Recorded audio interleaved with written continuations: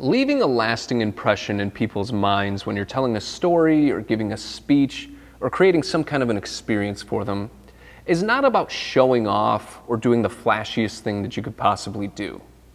Sometimes it's about connecting with people in a real way that's relatable and well-timed.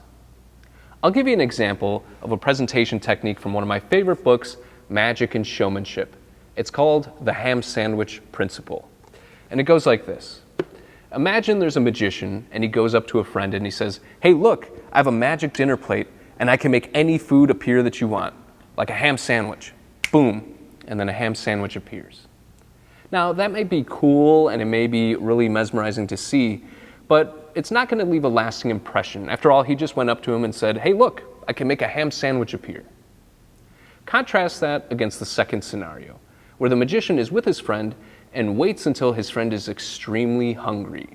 And his friend is actually saying, "Oh, I'm really hungry and I could use something to eat." In that moment, the magician will say, "Well, what would you like to eat?" And he says, "A ham sandwich." And then boom, a ham sandwich appears.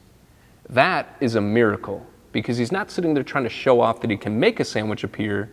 He's making the sandwich appear when his friend is in need and at a moment where it will make the most positive impact and impression for the person. So if you're going to give an experience for somebody and tell a story or give a presentation, make sure that you time it well and make it relatable for the person. That way you're going to leave a lasting impression for them.